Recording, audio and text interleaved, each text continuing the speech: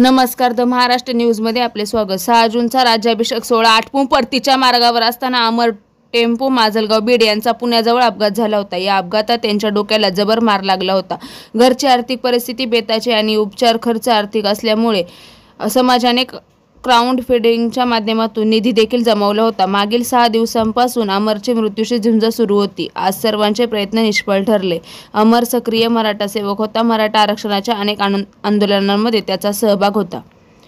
पिंपरी चिंचवड पोलिसांनी अहिल्यानगर जिल्ह्यातील कर्जत तालुक्यातील 17 वर्षीय कबड्डी खेळाडूशी गैरवर्तन केल्याप्रकरणी आतापर्यंत 3 संशयितांना अटक केली आहे।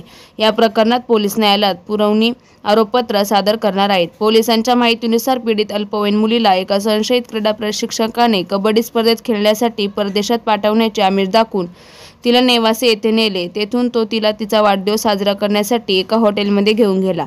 त्याने तिला शामक औषध देऊन बलात्कार केला। नंतर शिवाजी वाबळे तिला भोपाळला घेऊन गेला। तिथेही त्याने तिच्यावर बलात्कार केला। त्याने सांगितले की तिला श्रीलंकेतील उर्वरित स्पर्धेसाठी एका खाजगी अकादमीत जावे लागेल। ही घटना 28 ते 31 जानेवारी दरम्यान घडली। शेतकरी कर्जमाफीसाठी व दिव्यांगांच्या विविध मागणीसाठी बच्चू कडू आपला जीव पणाला लावले आहेत। गेल्या 6 दिवसापासून सुरू असलेल्या आमरण उपोषणामुळे रक्ताच्या उलट्या होत आहेत, तरीही सरकार दखल घेत नाही आहे। त्या निषेधार्थ पालकमंत्री संजय भाऊ राठोड नेरला आले असता त्यांना प्रहर कार्यकर्त्यांनी काळे झेंडे दाखवून सरकारचा जाहीर निषेध केला आहे।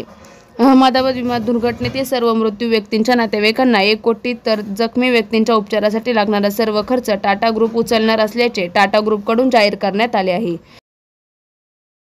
गोरेगावमधील MG रोड ट्रॅफिक पोलीस व मुंबई महानगरपालिका यांनी वाहन पार्किंग आणि भाजी विक्रेता यांना दिला आहे की काय, अशी शंका स्थानिक नागरिकांच्या मनात यायला लागली आहे। Bureau report, the Maharashtra news, Pune. आपल्या भागातील महत्त्वपूर्ण बातम्या पाहण्यासाठी आजच आमच्या चॅनलला सबस्क्राइब करा आणि बेल आयकॉन प्रेस करा। आणि तुम्ही जर आमच्या बातम्या फेसबुकवर पाहत असाल तर आजच आमच्या फेसबुक पेजला लाईक, शेअर आणि फॉलो करा।